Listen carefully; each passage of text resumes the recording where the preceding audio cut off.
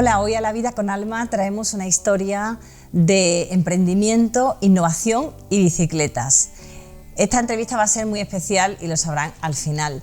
Tenemos con nosotros al nieto de Francisco Gaitán Sánchez, Fran Gaitán. Hola, bienvenido. Hola, ¿qué tal? Francisco Gaitán fue una persona muy avanzada a su tiempo, una persona pionera yo creo que en casi todo lo que se proponía.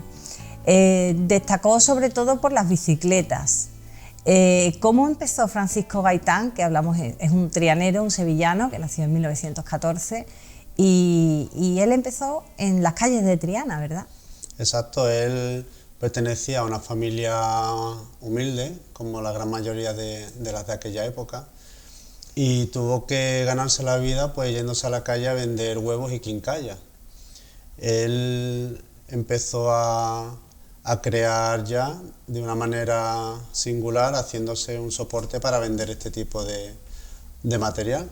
Y era un soporte que era una bandeja frontal agarrada al cuerpo para ir vendiendo sus productos. Entonces, pues con este dinero que ganó, que fue unas 500 pesetas, pues montó una tienda de bicicletas de alquiler y reparaciones y la llamó El Ciclista en el 36. En una época bastante complicada para emprender. Siempre parece, ¿no?, que las personas que son talentosas, que tienen inquietudes, reman contra viento y marea, y más hecho a sí mismo, porque él apenas tenía formación. Exactamente, no sé por qué le daría por hacer un negocio relacionado con el ciclismo, las bicicletas, pero ya se veía que una inquietud tenía. Entonces, su primer negocio de reparación y alquiler de bicicletas, El Ciclista, ¿dónde lo instaló? ¿Dónde está datado? En plena calle Betis, en un local en la calle Betis número 1. Ajá, muy al principio, cerquita del Altozano. Exacto. Y de ese taller de bicicletas inicial, de reparación, de alquiler, que además yo creo que el alquiler sería algo pues bastante asequible, ¿no?, en aquella época para los niños y las niñas, que a lo mejor no se podían permitir en esos tiempos la compra. ¿Cómo se da el salto a empezar a fabricar? Porque bueno, si te va bien con eso, ¿qué inquietud tendría él para dar el salto? Sí, él tenía una facilidad para ver, para localizar necesidades, y vio que hacía falta transportar cosas en los comercios de alrededores, en los pequeños comercios, y diseñó un sidecar para bicicleta que se utilizaría para el transporte de mercancía. Entonces ahí ya empezó una fabricación. Ahí abrió una línea, ¿no? Exactamente, abrió una línea de transporte que ya no eran personas, ya era también materiales. Pequeñas mercancías. Exacto. Yo creo que ese tipo de transporte, los triciclos con ese adosado, yo incluso los puedo recordar delante del manillar. ¿Puede ser o estoy equivocada? Porque cuando llevaba ya un volumen de sidecar fabricado, él proyectó un triciclo de carga delantera que le llamó Trisportín, que es el que conocemos pues por el típico triciclo del panadero que hemos visto de pequeño, ¿no? Que es un cajón de madera delantero con 2 ruedas y la parte trasera es como media bici. Y todo eso era de Francisco Gaitán. Exacto. Salió del taller de los talleres de Triana, porque ahora veremos que no hubo un único taller, de Francisco Gaitán. Qué curioso, ¿verdad? Porque eso yo creo que ha estado en la retina de todos los niños hasta bien entrados los 80. Sí, además todo el mundo reconoce ese tipo de triciclo y lo asocia pues eso al panadero, ¿no? Y no es difícil hacerle ver a la gente que ese vehículo pues formaba parte de nuestra memoria colectiva. Totalmente.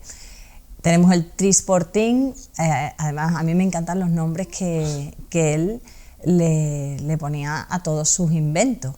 Eran nombres sonoros y sencillos, o sea que reflejaban la realidad de lo que era. Ya tenemos el Trisportín, la bicicleta como su producto base, pero él no se para ahí, su inquietud le llevó a mucho más. Sí, porque él cuenta en una entrevista que guardamos escrita que él observaba, una vez más, la observación.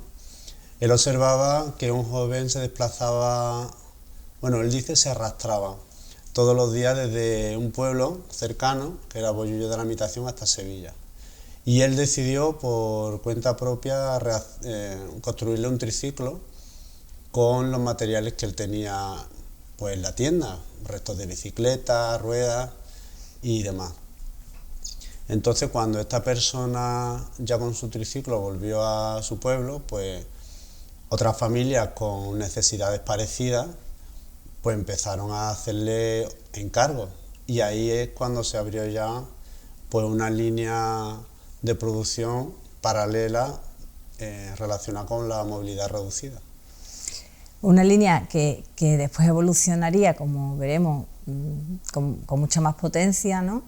y que no dejó, yo te diría que casi a la actualidad, porque todavía hay personas que reclaman a Francisco Gaitán y sus coches a motor para personas con movilidad reducida. Eso ahora se ve, es una cosa muy normal, tenemos interiorizada, ¿no?, los vehículos para personas con movilidad reducida, pero en aquel momento no había nada, o sea, no existía nada para una persona que no se podía desplazar por sí misma. Exacto, además lo que tú has dicho, ahora lo tenemos de manera interiorizada, pero tú imagínate que tenemos que hacer un esfuerzo mental para imaginarnos que si yo no puedo andar porque me opero, porque tengo una lesión, conscientemente yo sé que bueno, que voy a estar con una muleta o que en el peor de los casos pues voy a tener que echar mano de una silla de ruedas temporalmente, pero es que antes eso no existía ni como posibilidad en la mente de las personas. Entonces el hecho de que a Francisco Gaitán se le ocurriera y sin tener él una discapacidad, porque claro, cuando la tienes tú lo vives en tu propia carne, pero él sabía poner el foco en dónde había algo que solucionar, ¿verdad? Exacto, sí. Tenía ese poder de observación. Yo creo que eso es vital, ¿no?, para el que quiere emprender. Es que se habla mucho de emprendimiento como si la casa se empezara por el tejado, ¿no?, emprender por emprender, y yo creo que habría que hablar casi más bien de observadores y solucionadores. Ya tenemos las dos líneas, la bicicleta, bueno, tenemos tres, ¿no?, la bicicleta, sí, los vehículos de transporte, la movilidad reducida, que evolucionó incluso a coches de motor. ¿Qué más hacía Francisco Gaitán? Porque seguro que en eso no se quedó. Pues no se quedó, porque estamos hablando que él empezó en el año 36, ya vamos más o menos por el año 38, pues en el año 38 hizo butacas para cines y teatros. De hecho, el Cine Becker de Sevilla llevaba butacas hechas por Francisco Gaitán. Y cines de Granada, como el Cine Olimpia, cines en Córdoba, incluso en Tetuán, en Marruecos. Todo 100% sevillano, andaluz y español.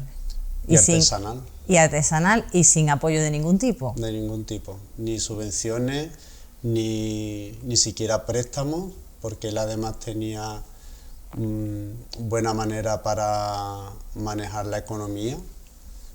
Y todo se lo generaba él con su trabajo. Yo creo que eso es un valor importante para destacar.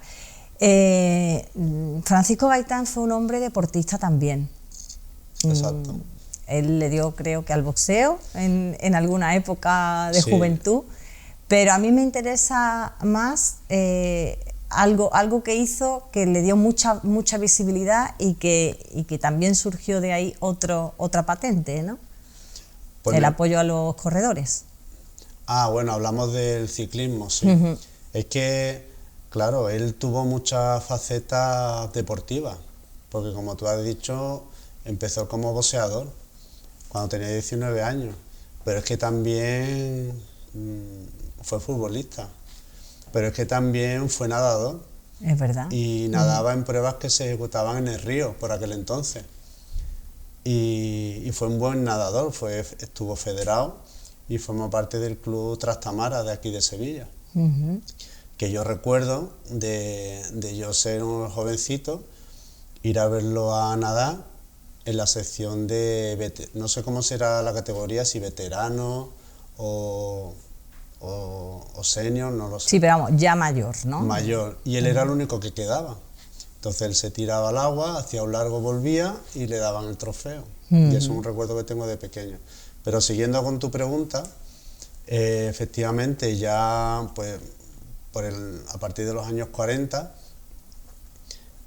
ya consta que él empezó a diseñar una bicicleta de carretera en medio pues de esa vorágine de triciclo, como tú has dicho, de movilidad reducida, y sacó una bicicleta que la llamó, hablando de los nombres, la llamó bicicleta especial para corredores.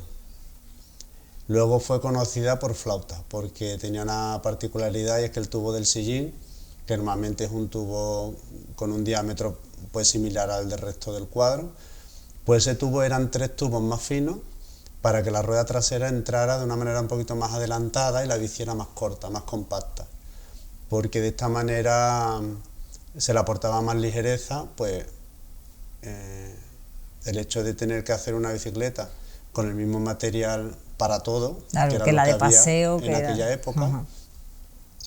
pues hacerla más corta. Y luego llevábamos unos taladros también en uno de los 3 tubos finos, y eso asemejaba a una flauta. Entonces se le empezó a llamar popularmente como flauta. Como Flauta. Que, bueno, ya casi que forma eso parte de la leyenda. Hay quien la ha oído silbar incluso, ¿verdad? Sí. Sí, hay gente que tiene la bicicleta y bueno, ellos dicen que cuando bajas por un puerto y coges una cierta velocidad, pues que hace que eso silbe. Que silbe. ¿Tenemos el dato de aproximadamente cuántas flautas se habrán fabricado o No. ¿O no ha trascendido? No, Nuria, porque se puede hacer una estimación de las que se fabricó para las pruebas deportivas de ciclismo. Ujú. Pues porque hubo un equipo Gaitán, más o menos sabemos cuántos ciclistas corrieron con flauta, pero es que luego la flauta, cuando pasó el boom del ciclismo por los años 49,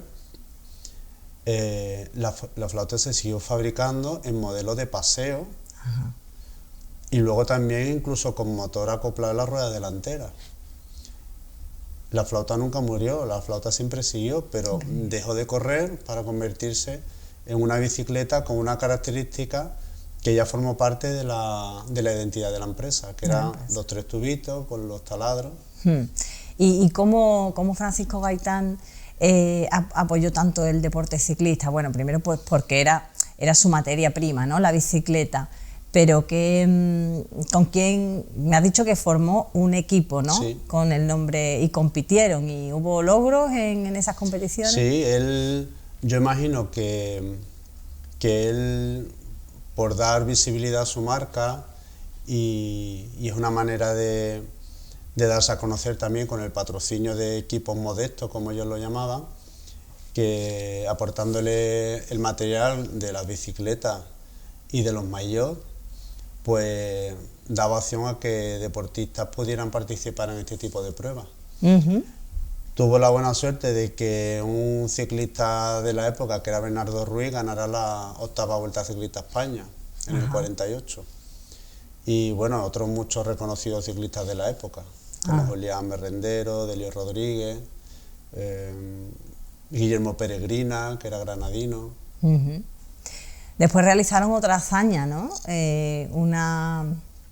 Ya creo que a título particular, ¿no? Él mismo con un grupo de amigos y familia que hicieron un recorrido, ¿no? Una ruta Sevilla-Barcelona. Cuéntame eso, porque creo que también es destacable. Bueno, pues en esa época habían pruebas que eran pruebas de regularidad de bicicletas con motor.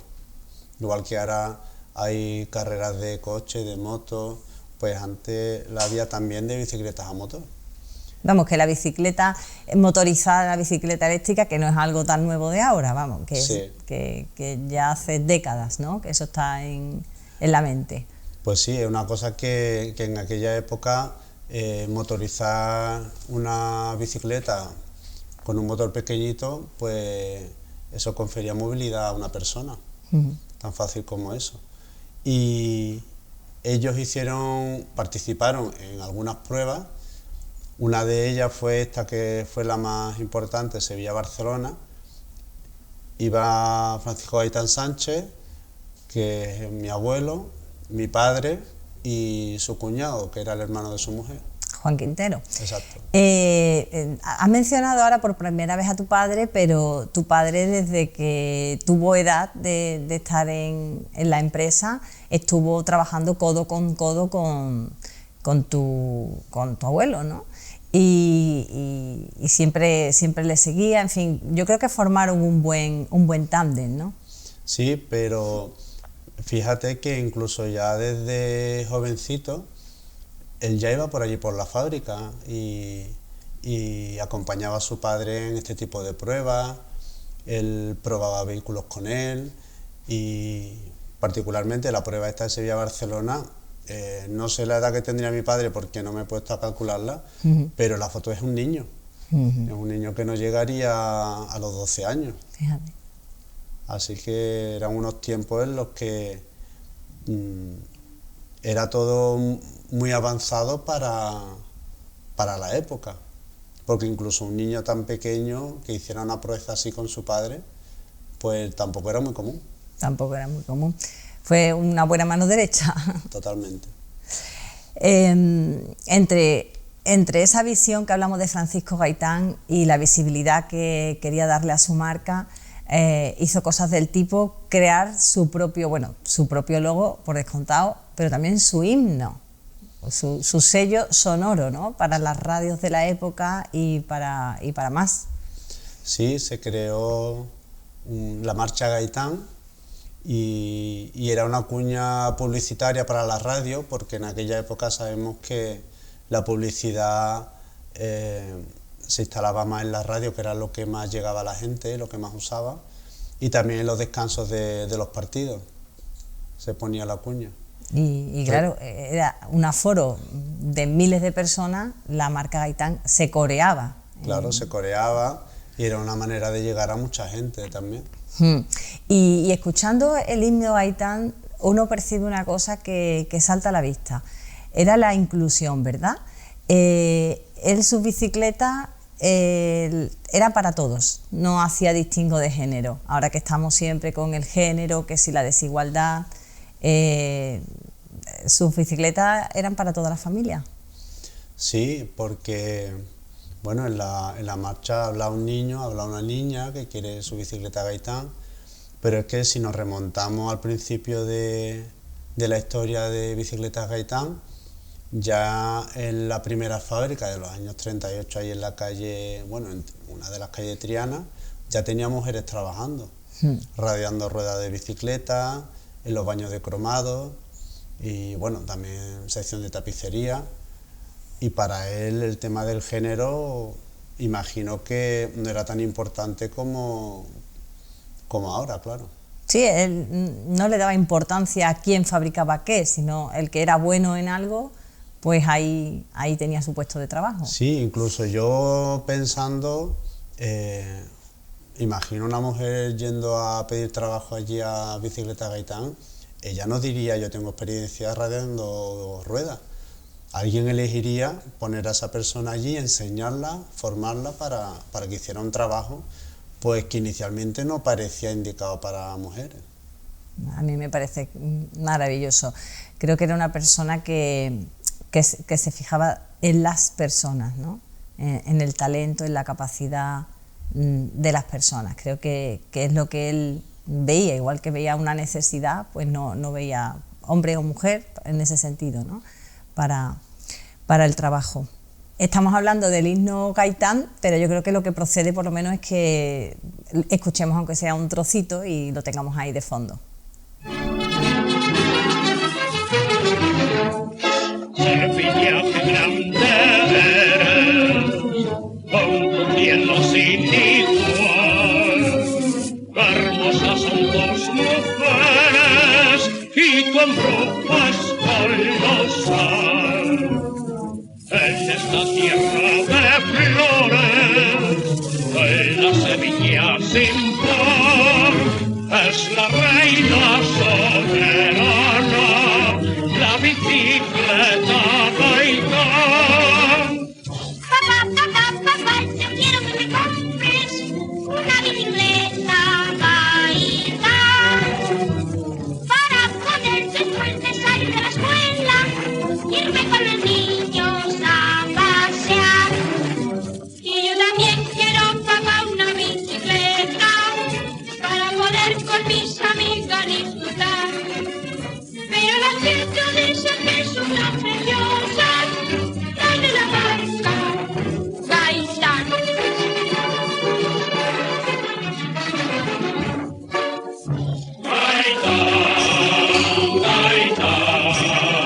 Es la marca popular.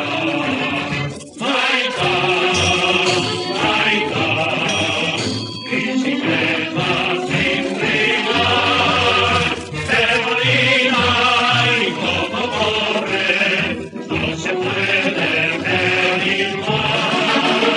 Gaitán,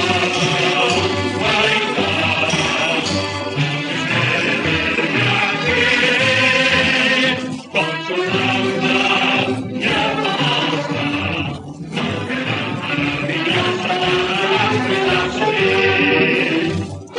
y hermosa, ya no tuve barra.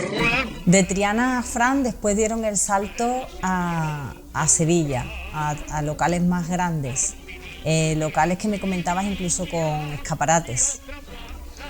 Exacto, fue el salto digamos, al casco, al centro de Sevilla, en la calle Barcelona, y ahí ya disponían una tienda con escaparates, las bicicletas colocadas de una manera bonita para que la gente ya pudiera observar pues, el producto que se ofrecía. Ya apareció el logo de Bicicleta Gaitán, que es el hombre sujetando la bicicleta sobre un pedestal de piedra, como él definía el logo. Y de esa tienda, que estuvieron muy poco tiempo, ya pasaron a Carlos Cañar, que ahí ya era tienda y fábrica. La expansión de la empresa les llevó todavía a engrandecerse más y ya se fueron a la Rinconada.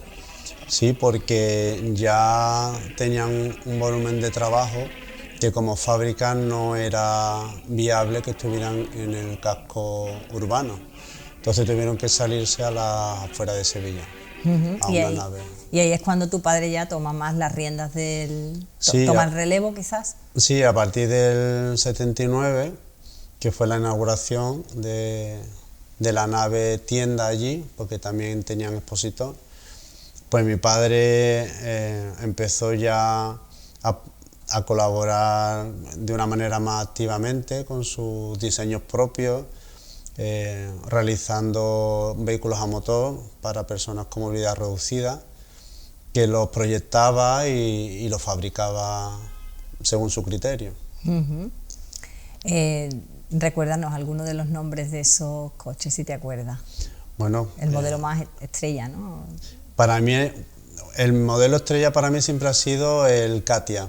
Ajá. Porque Katia era un vehículo que tenía una particularidad. Para los que no entiendan de mecánica va a ser un poco complicado, pero normalmente este tipo de vehículo era un chasis tubular, como las motos normalmente, y luego pues se le ponía una carrocería de plástico, de poliéster. Pero este vehículo tenía una concepción como los vehículos modernos de ahora, que son de carrocería autoportante, es decir, es una carrocería hecha de fibra de vidrio que carece de chasis porque todo es lo mismo. Entonces, en un vehículo tan pequeño y para esa finalidad no se ha hecho nunca. La única modalidad que ha aplicado esta tecnología pues, ha sido la Casa Vespa con su moto Vespa. Y este modelo se llamaba Katia, bueno, en honor a mi hermana Katia, que nació cuando se creó este modelo. Ese modelo. Y tú lo explicas tan bien por tu formación. Estamos hablando aquí de tu abuelo, de tu padre, pero después llega la tercera generación, que eres tú, que tienes formación en todo esto. y estás tratando de poner en valor toda esta trayectoria, ¿no?, familiar, de tanto esfuerzo, tanta lucha, tanta innovación, que es lo que estás haciendo. Claro, porque, bueno, aparte de la formación que yo decidí tener, yo lo que tengo es pues que he absorbido mucho desde pequeño, igual que mi padre lo hizo con el suyo, yo con el mío he absorbido tanta información y he aprendido tanto que al final tengo muchas cosas en la cabeza que de alguna manera con esta exposición me sirve un poco para explicar todo lo que sucedió en una historia de una marca sevillana que éramos pioneros a nivel nacional. De hecho, todo este tipo de vehículos especiales se enviaban vía tren, pues, a todas partes de España, incluso a las islas. A las islas. Bueno, has nombrado la exposición. Es que Fran Gaitán ha elaborado una exposición con fotografías de todo esto que nos está contando hoy, y la estás llevando por toda España. Acabas de venir en Salou, en unos meses también vas a exponer en Sevilla, ya has expuesto en Sevilla en otras ocasiones, y ahí cuentas toda esta trayectoria. Sí, porque son fotografías que tenemos de tipo familiar, fotografías que realizó precisamente Francisco Gaitán, porque además le gustaba la fotografía y él tenía esa opción para reflejar su trabajo, tenerlo clasificado y poder tener en algún sitio algo donde poder mirar lo que iba haciendo. Y yo lo que he hecho es recopilar gran parte de las fotografías, porque hay muchas más, hacerla de una manera cronológica para poder contar una historia. Antes de terminar, Fran, ¿dónde te pueden encontrar los que estén interesados en todo esto que estás haciendo sobre Francisco Gaitán en redes sociales?